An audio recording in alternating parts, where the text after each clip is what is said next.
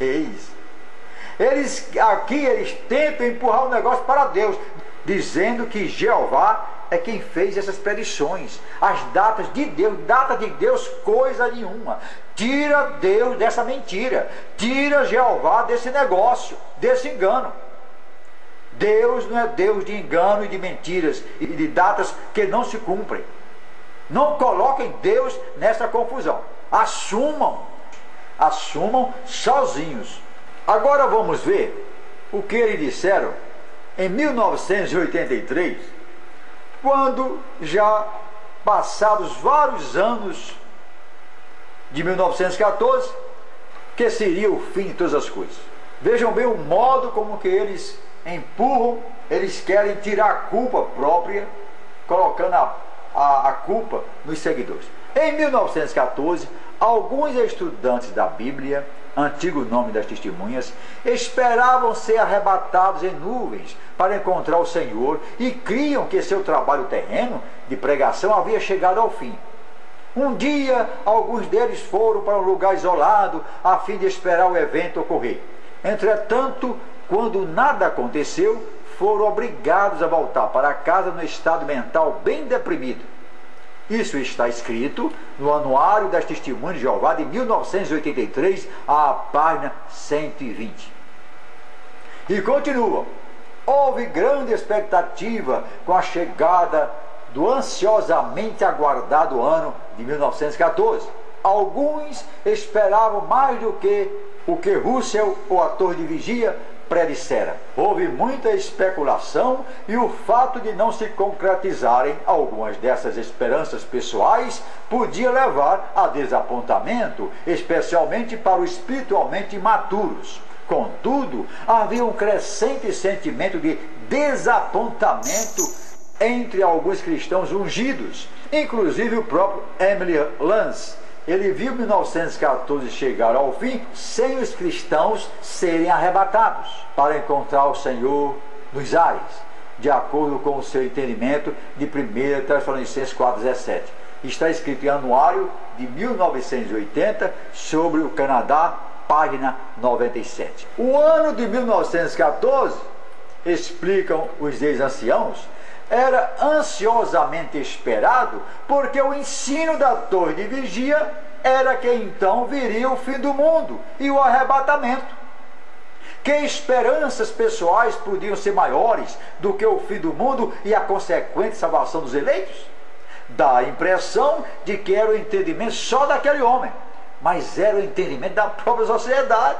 Segundo o Proclamadores, página 62, Macmillan disse em 30 de setembro de 1914: este é provavelmente o meu último discurso público, porque em breve iremos para a nossa morada no céu. Macmillan, dizem os ex-anciãos, era um dos diretores da sociedade, portanto membro do corpo governante. Logo, não podia estar fazendo um discurso apóstata, e sim de acordo com o ensino da organização. Em 1914, Frank Grove, decepcionado com o fracasso da profecia, citou Jeremias 20, versículo 7. Tu me lograste, ó Jeová, de modo que fui logrado. Ou seja, tu me enganaste, Jeová, de modo que eu fui enganado. Isto é, colocou a culpa no próprio Jeová. Está em Anuário de 1982, a página 213, sobre a Nova Zelândia.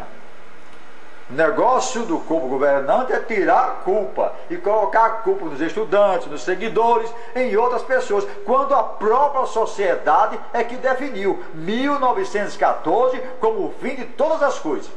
Em 1918, o entronizado Rei Jesus Cristo encontrou um pequeno grupo de cristãos que haviam abandonado as igrejas da cristandade.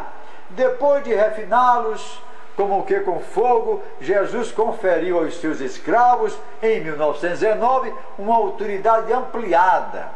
Designou-os sobre todos os seus bens. Então eles citam aqui algumas passagens bíblicas que não tem nada a ver com o assunto.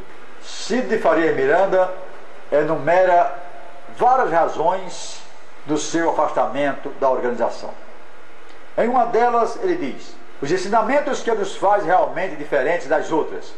1914, e minha certeza de que nesse ano nada do que é dito cegamente com relação à entronização de Cristo ocorreu, pois há registros de que Charles Russell havia lido escritores mais antigos, nos quais baseou todos os seus cálculos, principalmente na grande pirâmide de Gizé, a que ele visitou e estudou, pois ele era um piramidólogo. A declaração aqui é muito importante, porque o ex-ancião está afirmando que há registros de que Charles Russell foi buscar no ocultismo, foi buscar no estudo das pirâmides a base para os cálculos sobre 1914.